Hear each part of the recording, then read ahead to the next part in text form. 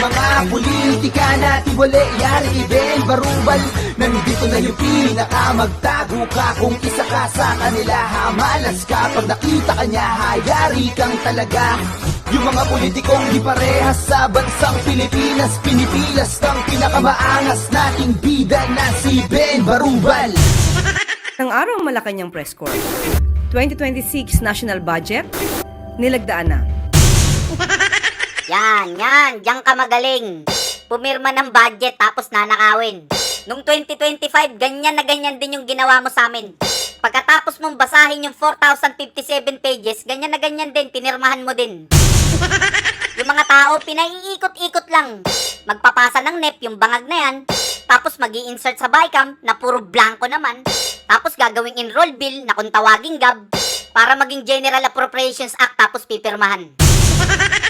Wala bang bagong palabas yan? Putragis, na panood ko na yan. Sureball ako hindi mo na naman ni-review yan. Sigurado ako ilang buwan lang mag-iimbestiga ka na naman. Isipin nyo siya yung pumirma, tapos siya din yung nag-imbestiga. Kumbaga siya yung nagluto, tapos yung nagreklamo, siya. Ipapakulong niya daw yung waiter bago magpasko kasi hindi daw masarap yung niluto niya. Siya yung pumirma, tapos nagtaka siya bakit may nakawan. Ni-review niya, tapos yung 4,057 pages, binasa niya dyan. Dalawa lang ibig sabihin yan. Kung hindi ka tanga, mastermind ka dyan. Tapos ngayon, pinirmahan mo yung 2026 budget. Imbis na bumaba, tumaas pa, ganun. Paano yung anomalya ng 2025 national budget? Ganun na lang yon. Kasi may bagong budget na, so kakalimutan na lang namin yon. Abay, wala pang nakukulong dun. Sabi mo bago magpasko may makukulong, magba-Valentine's na ngayon. Ben, si Diskaya daw, nakulong naman. Yan ba pinagmamalaki nyo? Binoto ba ng tao yan? Ni hindi nga namin kilala yung mga yan. At hindi namin binoto yung mga yan. Ang hinahanap namin yung binoto ng tao na pasimuno sa nakawan. Diskaya. Hindi maglalakas ng loob yan kung walang nagkukumpas dyan. Miski bata, ha? Miski bata, maiintindihan ko sino yung ulo. Parang nursery rhyme lang to. Paa, tuhod, balikat, ulo. Paa, tuhod, balikat, ulo. Aba, I love BBM pa rin Kahit lubog na sa baa. Bukod sa bangag, mga walang utak talaga. Paano? Lagpas sa utak nila yung baha. Formal nang nilagdaan ni Pangulong Ferdinand R. Marcos Jr. ngayong araw sa Malacanang ang General Appropriations Act para sa fiscal year 2026. Ito'y nakasentro sa kapakanan ng mamamayang Pilipino bilang pangunahing puwersa ng kaunlaran sa bansa. Sinungaling! Sinungaling ka talaga! Anong pinagsasabi mo? Kapakanan ng mamamayan o kapakanan nyo? Kasi kayo lang naman ang nagbe-benefit dito. Nakasentro. Baka nakasentro sa bulsa nyo. Tapos anong pwersa? Pwersa ng kadiliman, oo. Pwede ba wag kami? Sila na lang utuin nyo. Hindi nyo ba napapansin nung pinirmahan nyo yung budget, kayo lang masaya? Ang tatalim ng ngiti, ang kakapal ng muka. Magkatabing nagtatawanan habang meron pang anomalya. Kung anumang agimat meron kayo, ibang klase talaga. Kung yung ibang agimat hindi tinatabla ng bala, kayo hindi tinatabla ng hiya. Yung mga ganyang ngitian may gagawing masama. Anong pinagkaiba ng magnanakaw noon sa magnanakaw ngayon? Ang magnanakaw noon may baril, may kutsilyo, nakabonet. Ang magnanakaw ngayon nakabarong, kumakaway, naglalakad sa red carpet. Saka yung magnanakaw noon nasa iskinita, nagtatago, nag-aabang ng target. Ang magnanakaw ngayon tinatawag na honorable tapos pumipirma ng budget. Yung magnanakaw ng dilata noon pag nahuli, ikukulong tapos yung dilata isosoli agad sa istante. Yung magnanakaw ng bilyon-bilyon ngayon pag nahuli, may isang damakmak na hearing tapos hanggang ngayon wala pang sinosole. Yung magnanakaw noon, hinuhuli tapos inuupakan. Yung magnanakaw ngayon, nasa stage ng bobola tapos pinapalakpakan. Saka yung magnanakaw noon, hinuhuli agad ng pulis. Yung magnanakaw ngayon, nilalagyan ng barikada tapos pinoprotektahan ng pulis. Yung magnanakaw noon, pag nahuli, hiyang-hiya, hindi makaharap sa kamera. Yung magnanakaw ngayon, kayang-kayang humarap kahit ilang pang kamera. Partida pare, ngingitian ka pa. Yung magnanakaw noon, tatakbo pagkatapos mang-agaw. Yung magnanakaw ngayon, tatakbo muna bago magnakaw. Saka yung magnanakaw noon, pastor na ngayon. Tapos yung pastor noon, congressman na ngayon. Abante, lubos na ikinalulungkot ang pagpanaw ni Akop. Bakit ka malulungkot? Pwede ka naman sumunod eh. Di ba kaibigan mo siya? Kung totoong kaibigan mo siya, susundan mo siya eh. O kaya magpasundo ka. Total, isang mata na lang naman eh. Pikit mo na. Abante, sinabing maglalaro na lamang daw sila ni Akop sa langit ng golf. Bakit sa langit? Gaano ka ka-sure na nandoon si Akop sa langit? Mag-golf sa langit. Tigilan nyo ako. Matagal na kayong may condo unit sa impyerno. Saka kung may bala kayong mag-golf, pwede ba now na? Sa kasama mo din sila. Mas marami, mas masaya.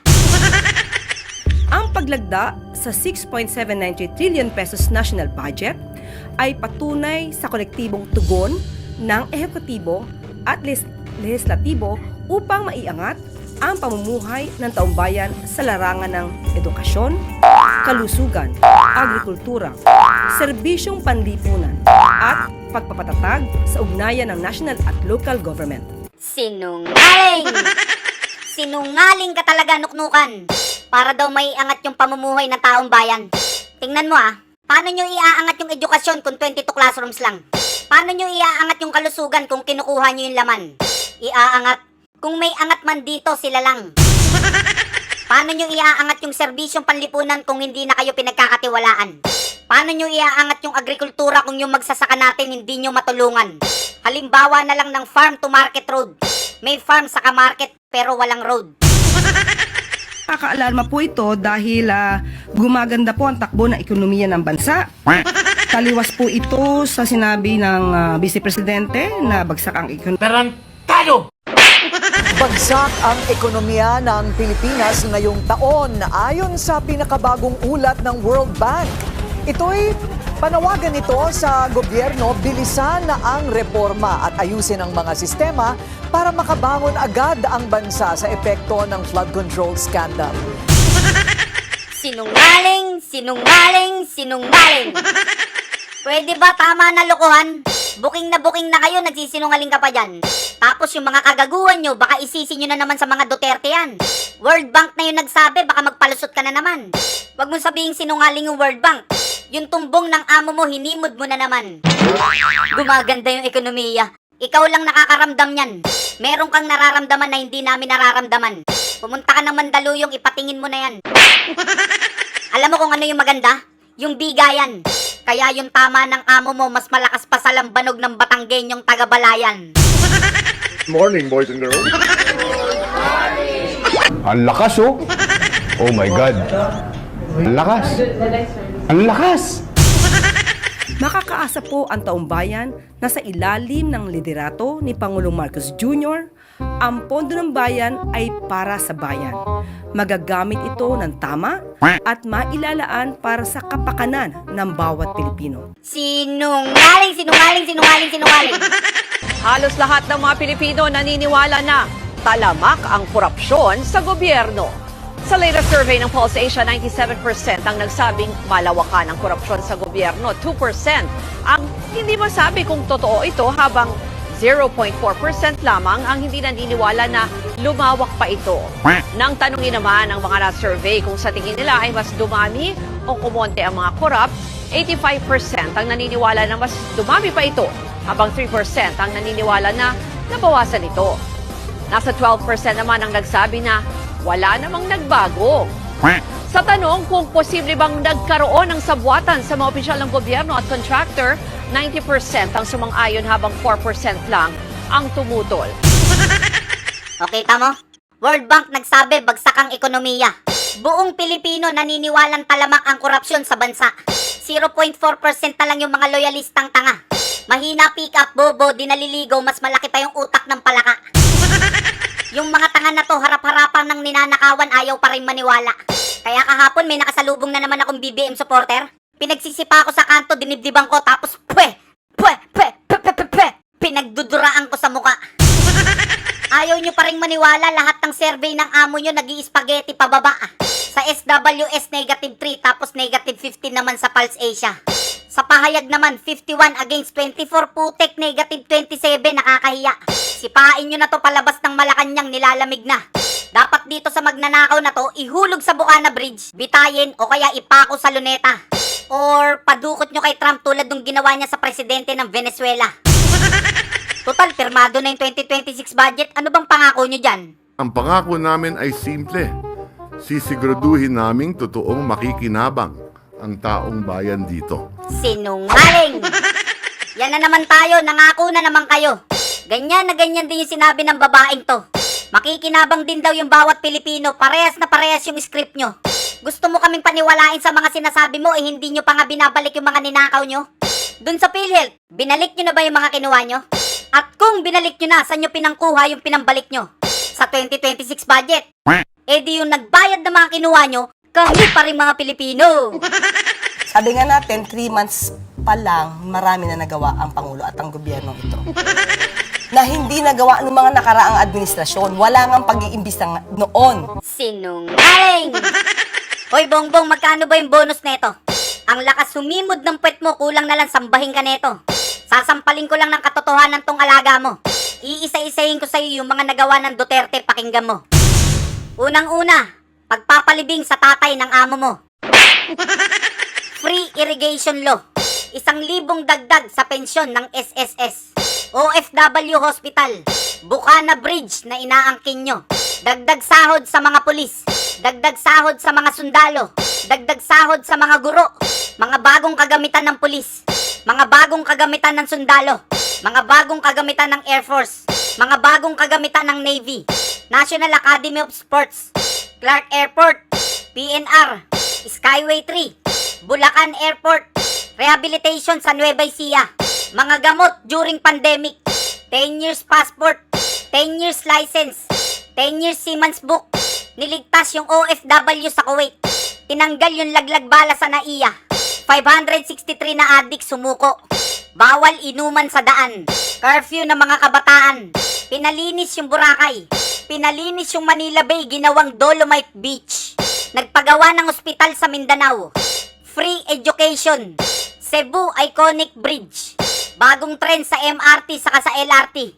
Nilutas yung problema sa Marawi. Pinasuka si Lucio Tan ng 7.28 billion. 150,149 classrooms Luzon, Visayas, Mindanao. At marami pang iba. Yung mga nakalimutan ko, i-comment nyo sa baba. So ngayon, tapos na ako, ikaw naman magsalita. Sabihin mo sa amin yung amo mo kung ano yung nagawa. Sa Konektadong Pinoy, walang iwanan. Walang konektado, lahat ay konektado at mas mabilis ang serbisyo. Marcos Bangat, Marcos Bangat Bangat, Marcos Bangat, Marcos Bangat Bangat. Bong bong kurap, bong bong kurap kurap, bong bong kurap, bong bong kurap kurap.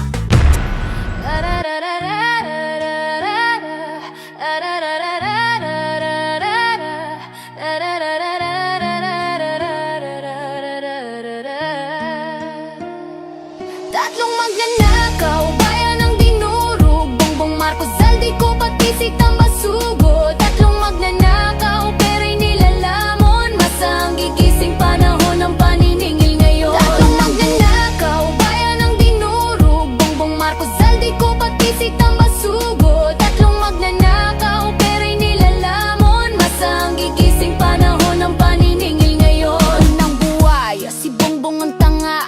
Pangulo na inutil, pera lang ang mahalaga. Tulog sa palasyo, walang alam sa galawan. Habang nilulustay ka ba ng bayan? Pangalawang demonyo, kontraktor nagahaman. Zaldi ko proyekto, multo ang tangan. Pondo'y binulsa, masay iniwan. Ngumingiti pa, parang walang kasalanan. At heto na si Tamba, kapalmuks na buhaya. Kasabwat sa korupsyon, hari ng salula. Sa kongreso nakaupo, parang hari ng pera. Pero masay babangon, sisipain ang sistema. Tatlong magnanakaw, bayan ng dinurog. Bongbong Marcos, Zaldi ko patisik ng basugo. Tatlong magnanakaw, pera'y nilalamon. Masang gigising panahon ng paniningil ngayon. Tatlong magnanakaw, bayan ng dinurog. Bongbong Marcos, Zaldi ko patisik ng basugo. Tatlong magnanakaw, pera'y nilalamon. Masang gigising, wala nang kawala. Wala nang awala, mga buhaya sa para makabawi tayo. Putulan ng kamay tapos ihagis sa impyerno. Kaso baka nakawan niya pati mga demonyo. Hanapin nyo si Sandy para sunod kay Martin. Iposas ang kamay, mga daliri ay putulin. Isapan nyo sa chopper, ihulog sa bangin. At bago nyo sunugin, 10 beses nyong bitayin. Hoy bangag na bongbong, kasama ka punyeta. Ikaw ang pinakatanga, walang kakwenta-kwenta. Dapat sa'yo bitayin, pakain sa buhaya. Lahing magnanakaw, presidente na tanga. Tatlong magnanakaw, bayan ng dinurog. Bongbong Marcos, Zaldico, pati si Tambasugo. Tatlong magnanakaw, pera'y nilalamon. Masang gigising panahon ng paniningil ngayon. Tatlong magnanakaw, bayan ng dinurog. Bongbong Marcos, Zaldico, pati si Tambasugo. Tatlong magnanakaw, pera'y nilalamon. Masang gigising panahon ng paniningil ngayon. Napalitan ng batas, parang laruan lang. Mga mata nyo'y ginto, kami bang ungot ng utang? Pero boses ng kalsada'y bala ng masa. Kahit may pader, sisirain ng kanta. Araw-araw krisis, sagot niya'y kabobohan. Palpak ang plano, puro kasinungalingan. Habang masay hirap nagdurusa sa kalsada, siya'y nakangiti parang wala lang problema. Kontrabida ng progreso sa gabal sa hustisya. Nagmana ng korupsyon, dinagdagan pa ng dusa. Kontrabida ng progreso sa gabal sa hustisya. Nagmana ng korupsyon, dinagdagan pa ng dusa. Tatlong magnanakaw, bayan ng dinurog. Bongbong Marcos, Zaldico, pati si Tambasugo. Tatlong magnanakaw, pera'y nilalamon. Masang gigising panahon ng paniningil ngayon. Tatlong magnanakaw, bayan ng dinurog. Bongbong Marcos, Zaldico, pati si Tambasugo. Tatlong magnanakaw, pera'y nilalamon. Masang gigising panahon ng paniningil ngayon. Mga hari ng bulsa nakangiti sa kamera. Masay nilulunod sa gutom at problema. Katawan namin pagod, dugo namin binigay. Pero kaban ng bayan sa bulsa nyo'y nakalagay. Mga matay nakapikit, kami di nyo nakikita. Ngunit galit ng tao'y apoy nasisikla bigla. Hoy, kawatan maririnig ang tinig. Kaya'y mag-aalab, di nyo kayang supilin. Kontrabida ng progreso sa gabal sa hustisya. Nagmana ng korupsyon, dinagdagan pa ng dusa. Kontrabida ng progreso sa gabal sa hustisya. Nagmana ng korupsyon, dinagdagan pa ng dusa. Tatlong magnanakaw, bayan ng dinurog. Bongbong Marcos, Zaldico, pati si Tambasugo. Tatlong magnanakaw, pera'y nilalamon. Masang gigising panahon ng paniningil ngayon. Tatlong magnanakaw, bayan ng dinurog. Bongbong Marcos, Zaldico, pati si Tambasugo. Tatlong magnanakaw, pera'y nilalamon. Masang gigising panahon ng paniningil ngayon. Mga demonyong magnanakaw, garapal mga halimaw. Sa laulan na ganid, mga dorogong puro nakaw. Balatan ng mga loko, bitayin pa ulit-ulit. At matapos na problema at wala nang makaulit. Kung hindi nyo bibitayin, para tayong mga gago na boboto magnanakaw, boto tas magnanakaw. Parang gagong ulit-ulit, ganun lagi ang sistema. Tama ba ko o mali ka, o si Bongbong yung may tama? Kung saan-saan lang puro forma at drama. Walang malasakit, pati bansay pinaasa. Habang kurakot malayang kumikita, masay nagutom, kailan matatama. Tatlong magnanakaw, bayan ng dinurog. Bongbong Marcos, Zaldico, pati si Tambasugo. Tatlong magnanakaw, pera'y nilalamon. Masang gigising panahon ng paniningil ngayon. Tatlong magnanakaw, bayan ng dinurog. Bongbong Marcos, Zaldico, pati si Tambasugo. Tatlong magnanakaw, pera'y nilalamon. Masang gigising panahon ng paniningil ngayon. Bitay, bitay, sigaw ng kalsada. Wakasan ng ganit, tapusin ang basura. Bitay, bitay, siya'y panawagan. Tatlong magnanakaw, dapat nang mapanagutan. Tatlong magnanakaw, bayan ng dinurog. Bongbong Marcos, Zaldico, pati si Tambasugo. Tatlong magnanakaw, pera'y nilalamon. Masang gigising panahon ng paniningil ngayon. Tatlong magnanakaw, oras nyo'y tapos na. Bayan ng huusga, katapusan nyo'y silyado na. Hoy, hoy, Mga buhaya, masa ang gigising, wala nang kawalan.